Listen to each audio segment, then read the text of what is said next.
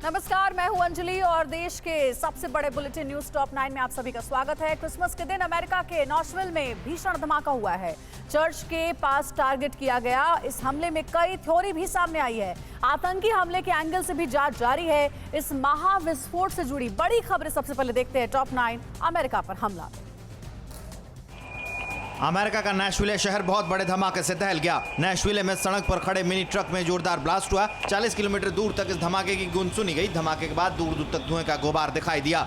Nashville धमाके में 3 लोग घायल हुए हैं। नैशविले ब्लास्ट की जांच में FBI जुटी है। ब्लास्ट की जगह से मानव शरीर के हिस्से मिले हैं। ये हिस्से किसके हैं खुलासा नहीं किया गया है। आशंका है कि ये हमलावर के शरीर के हिस्से हो सकते हैं। इसे आत्मघाती आतंकी हमले के नजरिए से भी इसकी जांच की जा रही है।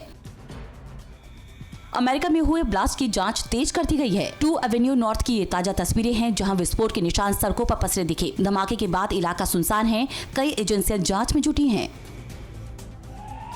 अमेरिका के नैशविले ब्लास्ट पर बहुत बड़ा खुलासा हुआ है। क्रिसमस के मौके पर बड़े हमले की साजिश की गई थी। चर्च को निशाना बनाकर बड़ा धमाका कराने की योजना बनाई गई थी। इस ब्लास्ट में 20 से ज्यादा इमारतों को नुकसान पहुंचा है।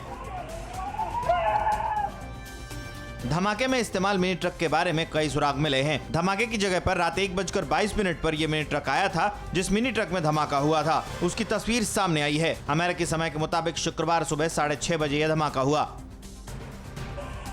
नैशविले में धमाके की जांच में FBI और CIA जुटी है। एजेंसियों का दावा है कि अमेरिका में बड़े आतंकी हमले को उन्होंने नाकाम कर दिया है। आतंकी हमले के एंगल से इसकी जांच की जा रही है। एजेंसियों के मुताबिक ये सोची समझी साजिश के तहत किया गया।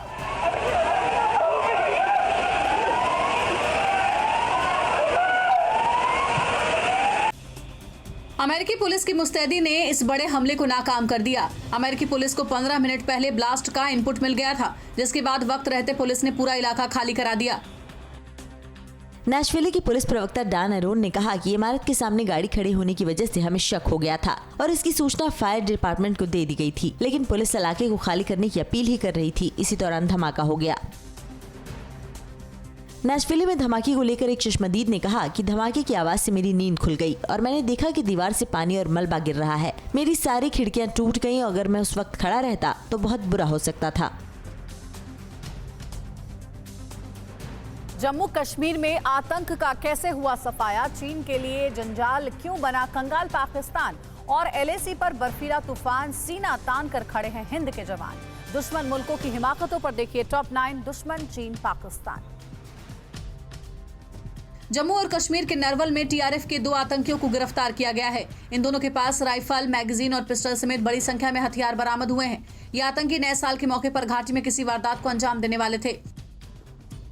पाकिस्तान की नापाक हरकत को एक बार फिर जम्मू कश्मीर में नाकाम कर दिया गया है। शोपिया में एक एनकाउंटर में एक आतंकी को ढेर कर दिया गया। ऑपरेशन के दौरान 2 जवान घायल हुए। एनकाउंटर जारी है। पाकिस्तान ने जम्मू कश्मीर के पुंछ में नागरिकों को निशाना बनाकर सीज फायर का उल्लंघन किया। पुंछ के डिगवार सेक्टर में LOC पर मोर्टार और हथियार से गोलीबारी कर रिहायशी इलाकों को निशाना बनाया गया। सेना ने भी पाकिस्तान की हरकत का मुंहतोड़ जवाब दिया। कंगाल पाकिस्तान अब चीन के गले की फांस बन गया है। फंड की कमी के चलते प्रेसिडेंट जिनपिंग की महत्वाकांक्षी योजना चीन पाकिस्तान आर्थिक गलियारे का काम महीनों से रुका पड़ा है। चीन इस प्रोजेक्ट में होती देरी से घबराया हुआ है। कड़ाके की ठंड के बीच चीन की नापाक साजिशों का करारा जवाब देने के लिए उत्तर पूर्व में LAC के तवांग सेक्टर में ITBP के जवान डटे हैं। बर्फ और भीषण ठंड के बीच 15,500 फीट की ऊंचाई पर ITBP के जवान मोर्चा संभाले हुए हैं। LAC पर तवांग सेक्टर की विपरीत परिस्थितियों में याक बॉर्डर के जवानों के साथ कदम ताल कर रहे हैं। ईंधन और जरूरी चीजों की सप्लाई के लिए याक ITBP के जवानों के साथ ही बने हैं। इस तरह की कोई भी अनफोर्सिन इंसिडेंट ना हो जाए या इस तरह की चीज़ें ना हो जिसमें हम सरप्राइज हो जाएं, तो अलर्टनेस लेवल पहले भी हाई थी, अभी भी हमने बहुत ही हाई लेवल पे ही रखा हुआ है। विस्तारवादी चीन की ग्लोबल घेराबंदी जारी है। जापान ने जर्मनी के युद्धपोत को युद्धाभ्यास के लिए बुलाया है। पूर्वी एशिया में समान विचारधारा वाले देशों का मोर्चा मजबूत करने के लिए जापान ने जर्मनी को साथ आने के लिए इन्विटेशन भेजा है। पाकिस्तान अधिकृत कश्मीर में लोगों ने महंगाई के खिलाफ प्रदर्शन किया। लोगों ने इमरान सरकार पर POK में जानबूझकर महंगाई बढ़ाने का आरोप लगाया और कहा कि हर चीज में महंगाई की वजह से जीना दुश्वार हो गया है। बलोच कार्यकर्ता करीमा बलोच की हत्या के विरोध में पाकिस्तान की राजधानी इस्लामाबाद में प्रदर्शन किया गया। इस दौरान प्रदर्शनकारियों ने जिंदा है करीमा, जिंदा है मजहमत के नारे लगाए। कनाडा में करीमा बलोच की हत्या की निंदा करते हुए ह्यूमन राइट्स वॉच के कार्यकारी निदेशक केनिथ रोथ ने मामले की जाँच की मांग की है। इराक में अमेरिकी फौज पर किसने किया बड़ा हमला? अमेरिका को ईरान की वार्निंग क्या है? फिलिस्तीन पर क्यों भड़का इजराइल? ग्लोबल टेंशन से जुड़ी खबरों के लिए देखिए news top 9 world war 3। Iraq में अमेरिकी फौज पर बड़ा खुलासा हुआ है। अमेरिकी फौज के लॉजिस्टिक काफिले में 4 वाहनों को निशाना बनाया गया। इसके बाद अमेरिकी फौज ने अपनी लॉजिस्टिक मूवमेंट को रोक दिया। यह हमला इराक के दीवानियाह और बेबीलोन प्रांत में हुआ है। ईरान के विदेश मंत्री जावेद शरीफ ने अमेरिका को वार्निंग देते हुए कहा है कि हमला किया तो अंजाम बहुत बुरा होगा। उन्होंने कहा कि अमेरिकी दूतावास पर हमले के लिए ईरान जिम्मेदार नहीं है और दूतावास पर हमले को लेकर ट्रंप का दावा झूठा है। इजराइल और फिलिस्तीन के बीच तनाव बढ़ गया है। इजराइल ने हमास पर जबरदस्त हमला किया है। गाजा सिटी के एयर स्पेस में इजरायली फाइटर जेट घुसे और हमास में आतंकी ठिकानों पर मिसाइलों की बौछार की। इजराइल में हमास के रॉकेट हमलों का करारा जवाब दिया है। इससे पहले गाजा पट्टी से इजराइल पर 2 रॉकेट दागे गए थे। इजराइल ने हवा में ही दोनों रॉकेट्स को तबाह कर दिया था। इन रॉकेट हमले में इजराइल को कोई नुकसान नहीं पहुंचा। इसके बाद इस रॉकेट हमले का बदला लेते हुए इजराइल ने हमास के आतंकी ठिकानों पर स्ट्राइक की। सीरिया के मैसफ में इजराइल के हवाई हमले के बाद सीरिया और इजराइल में तनाव और बढ़ गया है। सीरिया ने धमकी दी है कि अगर इजराइल ने आगे ऐसी कोई कार्रवाई की तो उसे इसका अंजाम भुगतना होगा। सीरिया ने कहा कि इजराइल का ये अटैक संयुक्त राष्ट्र के प्रस्ताव का उल्लंघन है। नाइजीरिया में बोरो हराम आतंकवादियों ने चर्च में आग लगा दी। साथ ही आतंकियों ने 11 लोगों की हत्या कर डाली। आतंकियों ने पादरी को भी किडनैप कर लिया। बताया जा रहा है कि हथियारबंद आतंकी पेमी गांव में ट्रकों और मोटर बाइक से आए थे। ईरान समर्थक हूती बागियों और सऊदी अरब के बीच तनाव और बढ़ गया है। हूती बागियों ने लाल सागर में एक कार्गो शिप को निशाना बनाया है। हालांकि इस अटैक में शिप को ज्यादा नुकसान नहीं पहुंचा। हूती बागियों ने इससे पहले सऊदी अरब के ऑयल फील्ड को भी निशाना बनाया था। अफगानिस्तान के बल्ख में 15 तालिबानी आतंकी ढेर हुए हैं। अफगानिस्तान की वायुसेना ने तालिबान के कई ठिकानों पर बमबारी की। कॉम्टल डिस्ट्रिक्ट में हुई इस एयर स्ट्राइक में 7 तालिबानी आतंकी मारे गए तो बाला बोलोक में भी 8 तालिबानी आतंकियों को मारा गया। अफगानिस्तान की राजधानी काबुल में जोरदार धमाका हुआ। काबुल का चमन हुजूरी क्षेत्र विस्फोट से दहल गया। सुरक्षा बलों के वाहन को निशाना बनाया गया। इस विस्फोट में कोई हताहत नहीं हुआ है। आंदोलन के 31 दिन हो गए हैं, लेकिन दिल्ली की कई सीमाओं पर किसान आज भी डटे हुए हैं। आज उम्मीद है कि कोई अच्छी खबर आएगी। इस बीच टिकरी बॉर्डर पर सिंघू बॉर्डर की तरह तंबू सिटी बनाई गई है। किसान आंदोलन की खबरों के लिए देखिए टॉप 9 #किसान समाधान। पीएम मोदी के कल हुए भाषण के बाद आज दोपहर 2 बजे संयुक्त किसान मोर्चा की बैठक होगी। इस बैठक के दौरान पीएम मोदी की अपील और सरकार की ओर से भेजी गई चिट्ठी पर भी चर्चा होगी। संयुक्त किसान मोर्चा आज नई रणनीति का ऐलान कर सकता है। 26 नवंबर से 26 दिसंबर हो गए। 31वें दिन भी किसानों का आंदोलन दिल्ली के सीमा पर जारी है। किसानों से कल पीएम मोदी ने बेहतरी का भरोसा देते हुए संवाद के बाद आंदोलन खत्म करने की सलाह दी थी, जिसके बाद आंदोलन के खत्म होने की उम्मीद जगी है। हरियाणा के मुख्यमंत्री मनोहर लाल खट्टर ने किसानों से अपील की है कि वो मंच पर आकर सरकार से बात करें। सरकार ने कई प्रावधानों को बदलने के लिए कहा है। कांग्रेस नेता सचिन पायलट ने कहा है कि किसान को किसानी करनी है या मजदूरी करनी है, यह निर्णय केंद्र सरकार को करना होगा। राजस्थान के भरतपुर में एक कार्यक्रम के दौरान पायलट ने कहा कि जब तक हम में ताकत है हम विरोध करते रहेंगे। जो किसान विरोधी नीति आपने अपनाई है उससे आपको पैर पीछे करनी पड़ेगी। कृषि कानूनों को खत्म करने की मांग को लेकर दिल्ली के बॉर्डर पर किसानों के आंदोलन का आज 31वां दिन है।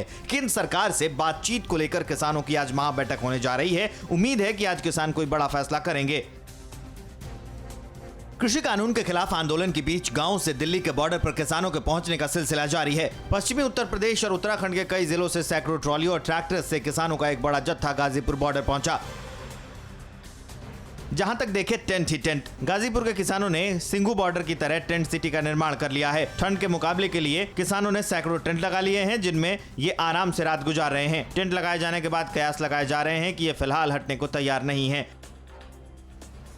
सिंघू बॉर्डर पर डटे किसान कानून को रद्द किए जाने पर अड़े हैं। किसानों को आतंकवादी कहे जाने से वो नाराज हैं। पंजाब से आए किसानों ने कहा है कि वो आतंकी नहीं किसान हैं। मैं यही बेनती करना चाहता हूँ सेंटर सरकार को, जो 3 काले कानून हैं उनको वापस लिया जाए।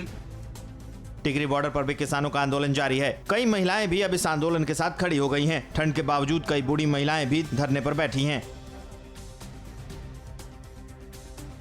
कल से यूरोप के देशों में एक साथ टीकाकरण होगा शुरू, लेकिन उससे पहले ही यहां के 8 देशों में ब्रिटेन के कोरोना वायरस के नए रूप मिलने से हड़कंप मचा हुआ है। और कहां तक पहुंचा वैक्सीन का प्लान? सभी अहम खबरों के लिए देखिए top 9 vaccine versus virus.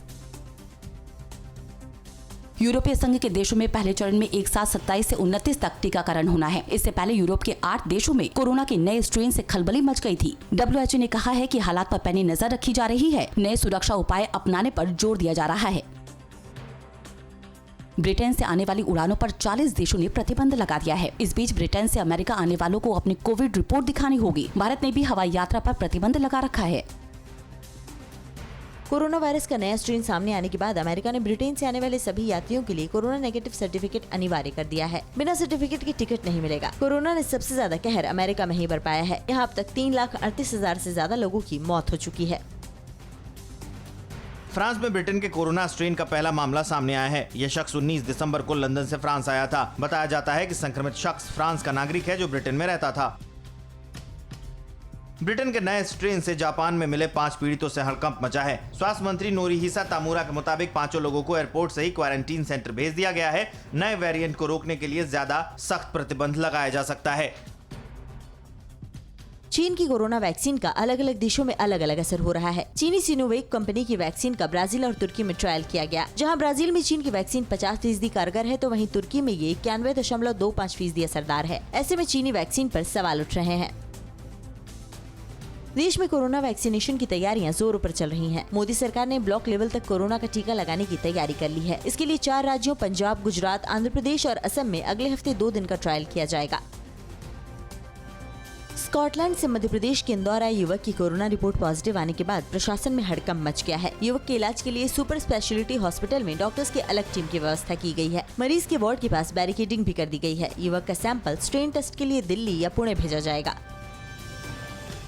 Corona virus की वजह से नए साल का जश्न फीका पड़ सकता है। लोगों की भीड़ कम करने के लिए कई राज्यों ने पाबंदियां लगानी शुरू कर दी हैं। महाराष्ट्र, गोवा, उत्तराखंड, राजस्थान और तमिलनाडु में नए साल पर होटल, बार, रेस्टोरेंट और दूसरी सार्वजनिक जगहों पर पार्टियों पर प्रतिबंध है।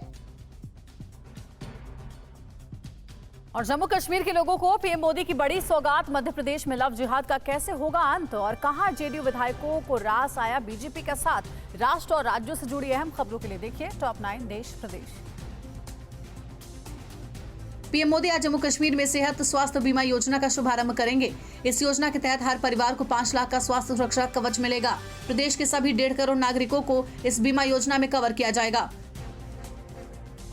मध्य प्रदेश में भी लव जिहाद के खिलाफ शिवराज कैबिनेट में प्रस्ताव पारित हो गया है। जानकारी के मुताबिक उल्लंघन करने वाले आरोपी को 1 से 5 साल की सजा हो सकती है। वहीं 25,000 का अर्थदंड भी लगाया जाएगा। दिल्ली के मायापुरी में शनिवार की सुबह एक मांस फैक्ट्री में भयंकर आग लग गई। घटना में एक व्यक्ति की मौत हो गई जबकि 2 अन्य लोग बचा लिए गए। आग किस कारण से लगी इसका खुलासा नहीं हो पाया है।